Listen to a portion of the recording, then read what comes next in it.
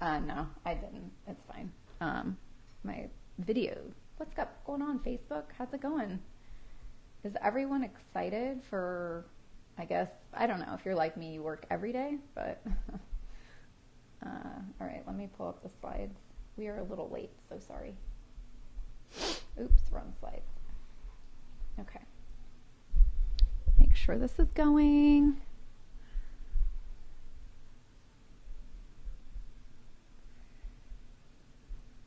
All right. We are in business. Let me just start the audio.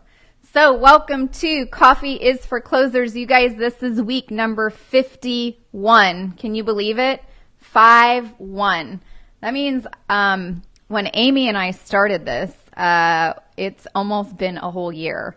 So I wanted to let everyone know before we get started today that next week is going to be a wrap-up week of all of the most popular episodes that we have done here on Coffee is for Closers, and we are going to be changing things up a little bit. We are going to be moving to a show that is mostly for the accountants that I've been working with, and a lot of great topics for any entrepreneur to listen to, especially if you have a service-based business. But really, it's going to be geared for the accountants. I am still pondering a name for the show, so I will post a poll to Facebook later today because Amy and I and Katie and everyone else have been brainstorming, and unfortunately, we're having brain fog. But I know all of my Facebook pals and everyone in the royal family might have some great ideas. So right when we're done with today's show, I'm going to post that. And if you all have an idea, I'll give away one of these hats. Okay? So if anyone wants to have a hat, you guys can win a hat today.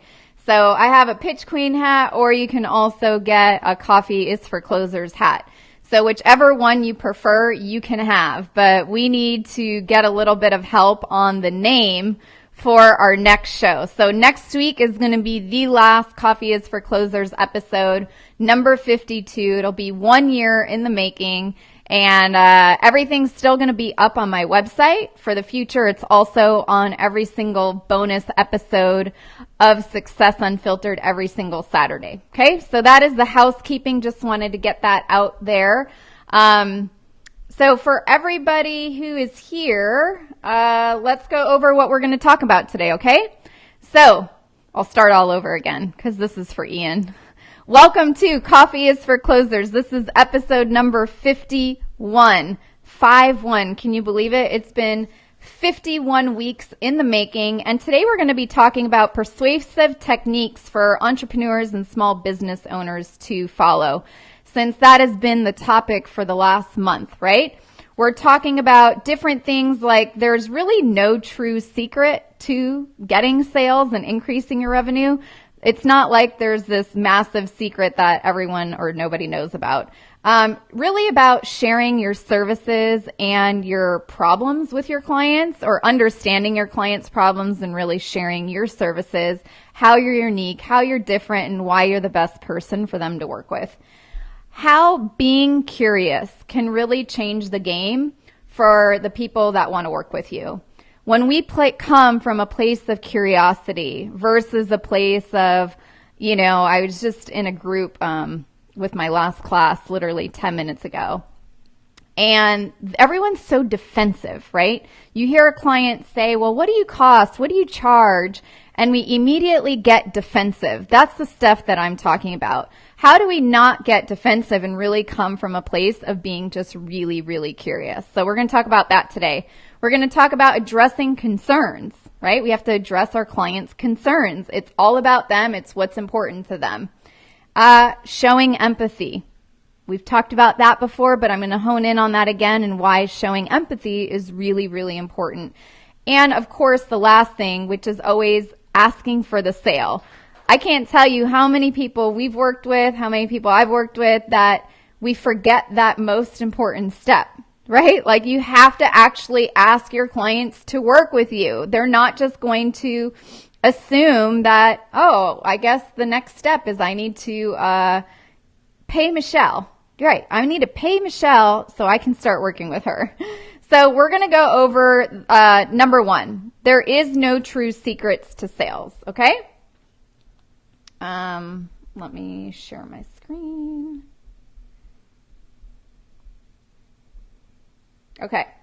For those of you that want to see my screen, head on over to the Pitch Queen page and you will see the slides for today. So again, persuasive techniques, right? And number one is about there really is no true secret to sales. Success in sales really has to do not only with hard work, which that's pretty obvious, right? But strong rapport skills. And I'm going to go into a little bit of detail and give you some examples. Dedication to learning and improving your sales skills. So we're not all perfect. I always am working on myself. We have to always be working on how do you make a better version of yourself today than you were yesterday. Be it in, if you're an accountant and you're learning the new tax laws for all of your clients, or if you're like my friend John and he does the podcast, can he be a better interviewer? All these things come into place. And when it comes to selling in your businesses, it's the exact same thing. Knowing how to close sales well, right? There's a certain art and craft to it. And there are techniques that will make your sales success a lot easier. So all of this is really important, but I want to talk about one main thing, and I would say it's the rapport building. I was just in my last class, and, typically if a client might not want to work with you, it's because the rapport and the relationship was maybe a little bit weak. And I would say that is the foundation to any sale. Really, it is. If you think about the foundation to a relationship, right? Even if you're going to marry someone, it's the relationship with that person that you have. Think of your clients as the same thing. You're about to marry them. If they're going to pay you $5,000 a month for a service, then guess what? The rapport and the relationship is huge to that part. So really, none of these there's no secret to sales. We've talked about it here on our bonus episodes of Coffee is for Closers. We've discussed this a lot, but really rapport, building a strong business relationship is key. Let's talk about the second thing, okay? Sharing your services and getting really familiar with your clients' problems. We cannot assume that our message is so powerful and persuasive that will win people over, right? So for my accountants that I've been working with, and obviously we're going to be doing a lot more, you would think, right, that if you told me on my tax return that I was going to save, $20,000, $30,000 that I didn't have to pay in tax, that if you just told me that I had to pay you $5,000 for you to do the work, that I would just be ecstatic. Unfortunately, that is not a persuasive technique to help our clients out. It just isn't. It doesn't work. People don't really pay on price, even though a lot of people might ask you, well, what are your prices? What do you charge? How much do you charge for that, right? You might hear a lot of that. However, that's actually not the reason people ever want to buy. Think about yourself when you're going out and about. You might look for something based on price, but that's not really the reason you buy. You buy it because, I'm going on this trip and I really need this, right? And it's tied to the emotion. So that's really important. Also, delivering our message well and several times. I'm sure you've heard it in marketing, you have to hear something 8 to 10 times at times. It's similar with the sales process. It's really important there's really no secret to it. It's just people need to understand how you can help them. Again, it's about our clients' problems, right? I'll just use Kate as an example. She's in one of my classes, and her client just called her and asked price, right? She had 10 clients last week and they all asked her about, well, what are your prices? Well, Kate has now learned she can't really answer that question. So she had one client in particular who was moving to the UK from the US and had a lot of different tax implications for working in another country. Well, guess what? Kate is an expert in international tax. Well, by being an expert, that perked her client or her prospect's ears because she brought that up. And no other accounting professional has ever been an expert where she can really shine. So really about delivering your message well, which she did, and she did it a few different times. So making sure there's also repetition is really important. And also delivering your message in a few different ways. So, Kate does phone calls, she sent an email. Maybe if you're really close with some prospects, you can send a text message, or there's this other service that I haven't used personally yet, but a lot of people I know use it. It's called BombBomb, and you can send a little video. But for those of you that have joined me on my Instagram page at The Pitch Queen or on Facebook at The Pitch Queen, you know that I send video messages. It's a great way to deliver a message, and it's also a great way for your prospects or future clients to connect with you. I highly encourage video. For me, it's actually quicker than sending an email, and it's actually quicker than sending a text message. So I really like that. Also, sharing a story or scenario to a prospect that they'll relate to. This is a really, really important technique, and really important for anybody who is especially selling a service-based product. So like with Kate, I'll just use Kate as the example today. When she was working with her prospect who was looking to get into international tax, she was able to share a story that not only is this her specialty and expertise, but she was able to help Bob, who is moving to Japan. Now I'm making all this up, but I'm just giving you an example where he was set up in advance to move to Japan and have his taxes and the best scenario for his financial picture of having an international job and revenue and income coming in. So that's really important, to share another scenario or another story from a client that you helped that also had a similar situation. And then not only that, show how your service can be of value and solve their problems. So very, very important on all those steps. So hopefully you were just taking notes. All right, you guys, who has a question, comment, you can put it in the box below. Also, if you're on Facebook, if you can like it and hit the share button and share it with your friends, that would be great. And I'll remind you of our little contest at the end. I have water. I already drank my coffee for the day, but what are you guys drinking? Hey, Ross. What are you guys drinking? Anything? Is anyone drinking anything? No? All right. Well, if you have a question, put in the comments below. I know Amy is monitoring it. Amy is now joining us from New Zealand. Isn't that so cool? I love it. Everything we do, we can do from anywhere around the world.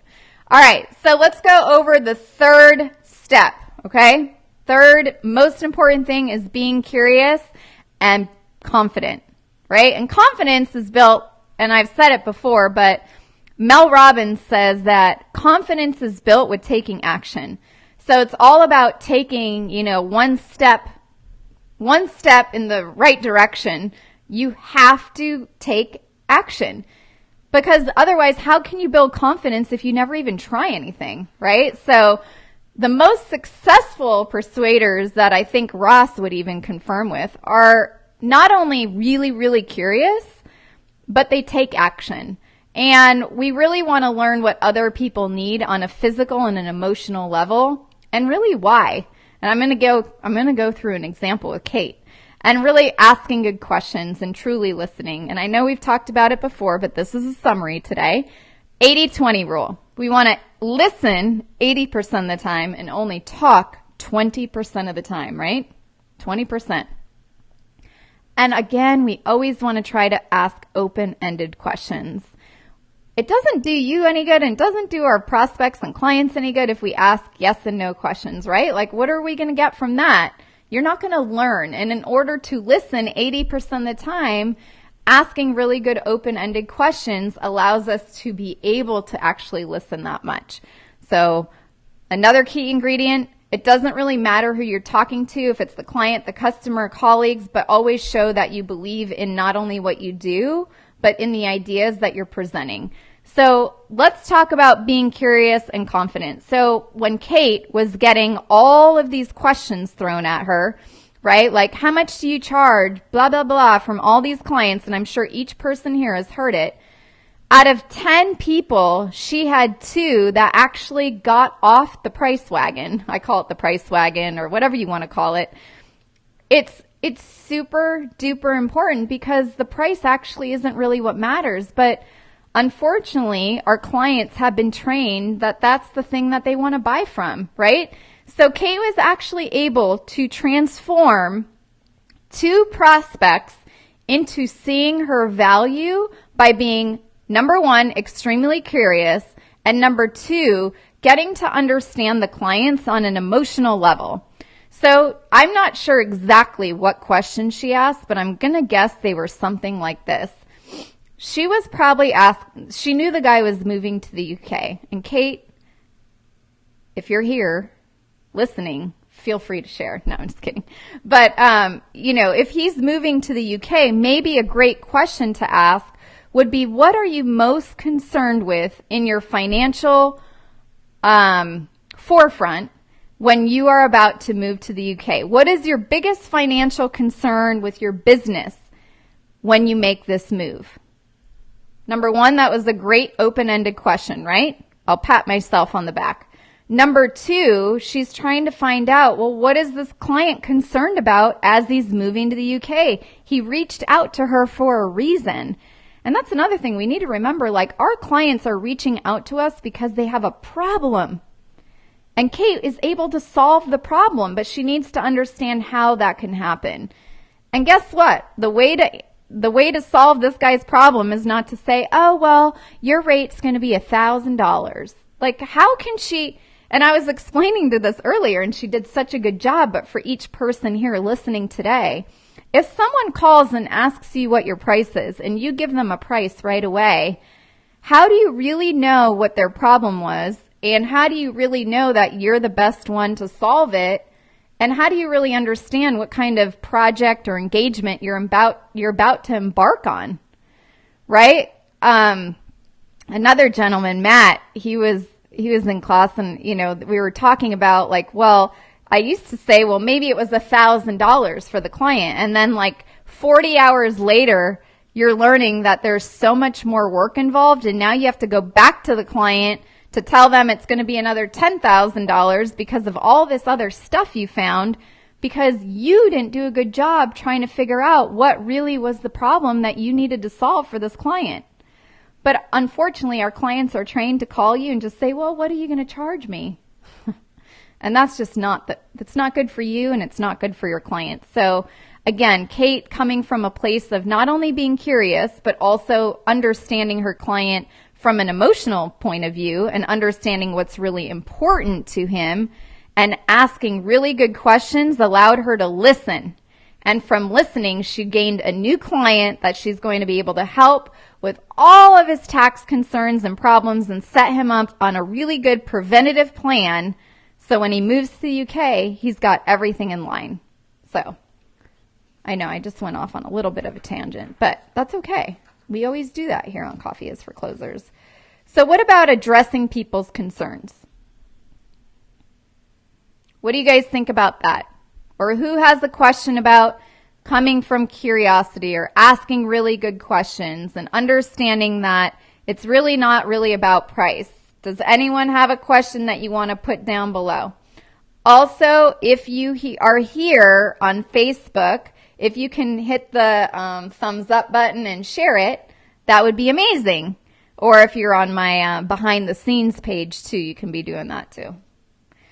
So really addressing concerns. That's going to be step number 4 or point number 4, whatever you want to call it. But really, we can't try to change someone's beliefs. We really need to understand our own, right? And addressing our own beliefs and understanding where we're coming from. But hone in on what really matters to your clients. And when we hone in on what matters to them and take it away from us, that's really what makes the difference. And I've got a great example for this. So heads up, pay attention, listen close. Also, if someone hesitates to work with you or does not agree with you, you can always ask questions to find out why and learn. That's a really great thing. and really also back up what you're saying with credible evidence. So Kate, as an example, has worked with a lot of clients in international tax. That's actually her specialty. So if any of you listening have businesses in an international country and want to have the best planning place done, you can email me and I will introduce you to Kate because she's an expert in that area. But let's talk about what matters the most to that person, because this is where I think a lot of us miss the boat. That's the right thing, right? Miss the boat. We think, and I'm just going to give you this example of Matt from earlier today, but Matt only works with clients that have businesses that are doing over $500,000 in revenue, okay? And one of his clients, I think, or prospects, was about $400,000 in revenue. And Matt was thinking, well, this client might be a waste of my time, right? So he met the client, he could help him. He wasn't totally at the revenue level that he wanted, but what he found was digging through it, this was actually a really, really good client. But here's the mistake Matt made, and we talked about it. Matt said, I don't work with any clients that don't work with me unless it's $10,000 or more in fees. And I said, Matt, we're not addressing his concerns, and honestly, that's your problem. That's not your client's problem, correct? So what we want to do is really hone in on what matters to our client. It's not about us, anybody. It's not about us. And we can't have it that way. If you want to help your clients, serve them, get more revenue in your business, you can't say stuff like that, right? Like, think about it. If you were going to work with me, right, the pitch queen, and you at the end said, well, Michelle, I don't work with anyone unless it's like 10,000 minimum, I'd like to tell you to take a hike. That doesn't sound very good to me. That sounds like it's a personal problem with you. But we don't want to advertise that to our prospects. And that's my point here, okay? So keep that in mind when you are working with new clients. It is not about you. Everything is about them. Okay? That's the biggest takeaway message for right now. All right. Step number 5. For all of you that have been listening and following me, you know I am practicing my Espanol. So 5 means number 5. So step number 5, point number 5, to really be a powerful, as our friend Ross Jeffries says, persuader, understanding a person's pain and problems is the key to everything. And of course, being really curious when you're finding out that. But ultimately, that's what's going to have someone buy when you understand that.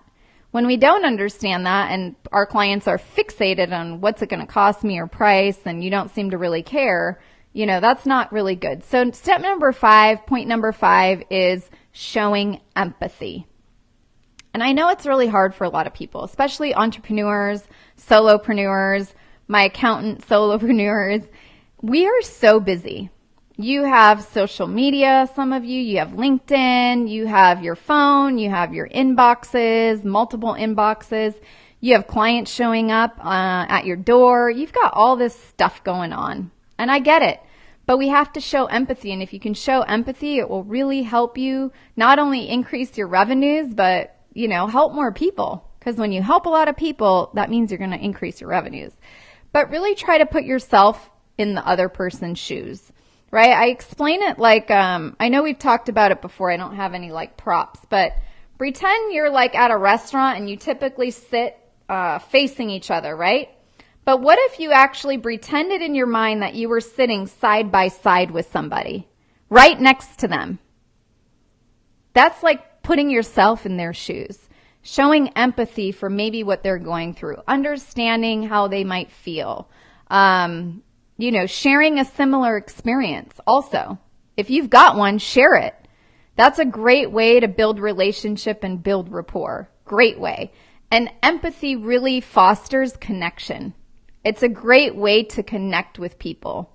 So with Kate, in her situation, she could show empathy by understanding not only clients' pain or problems or his fears of moving to the UK and putting his business there, and like, well, you know, the taxes and the accounting rules are different on international businesses.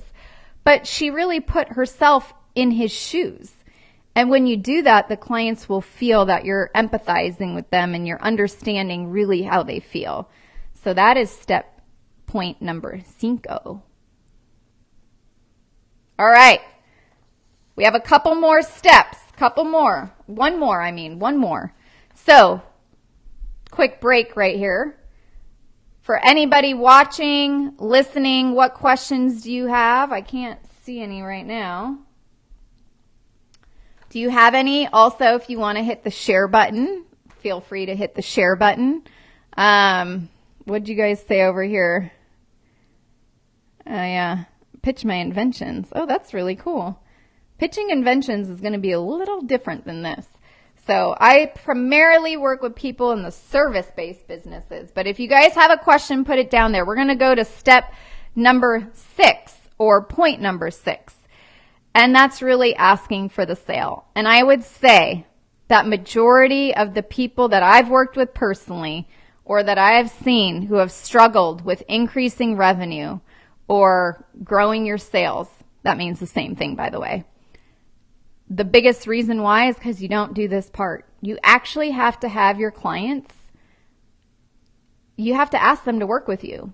Or if you are pitching inventions into big corporations, you actually have to ask them to test your invention in their company to see how it would go.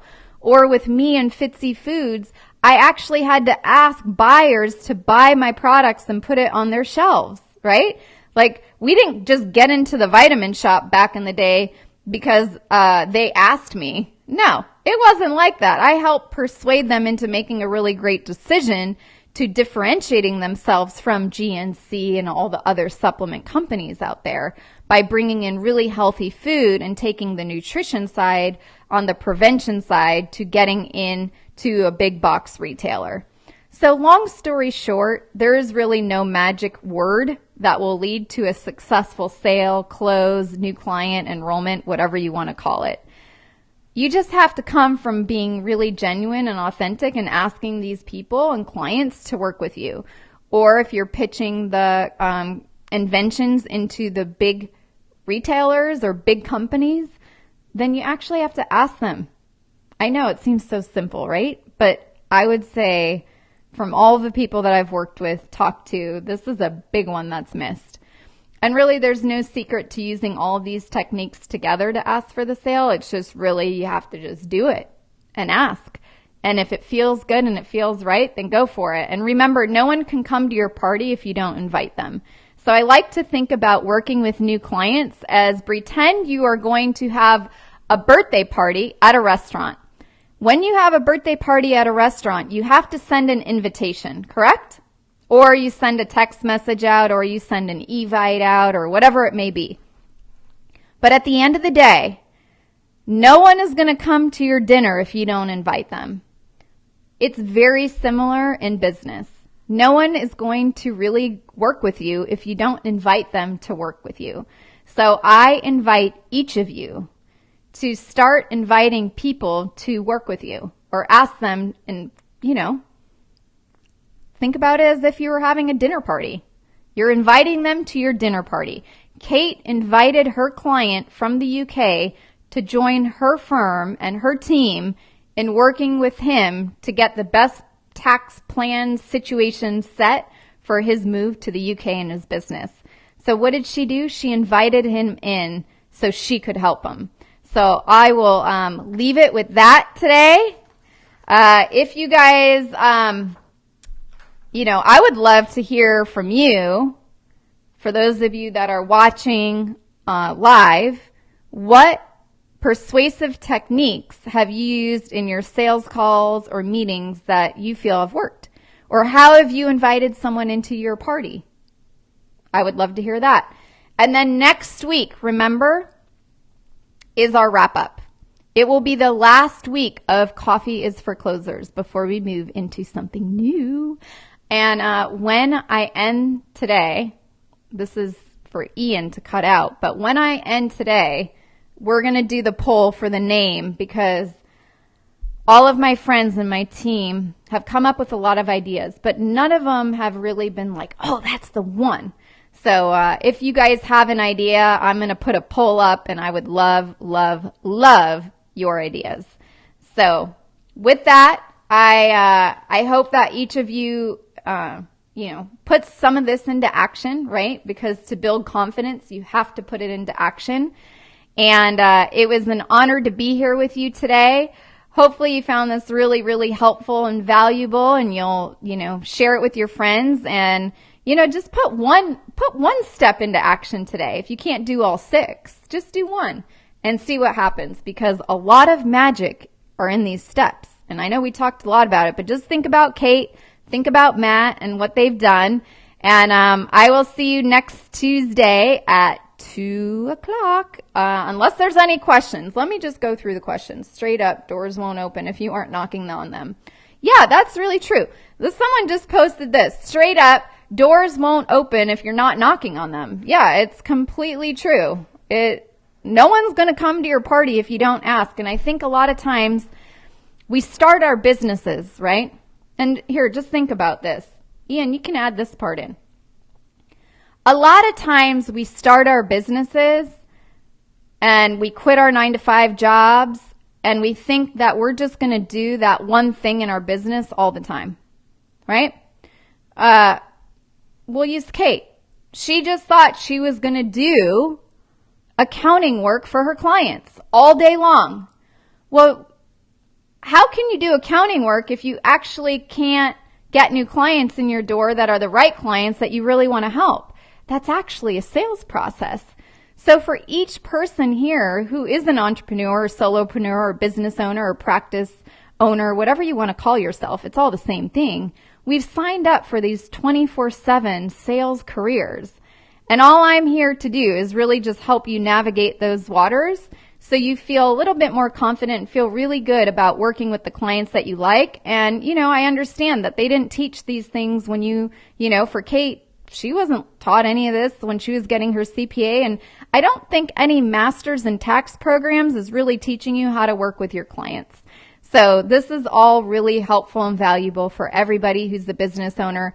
But again, you've got to knock down doors. And, I don't use knock down as the real term. I say, how do you invite someone to your party?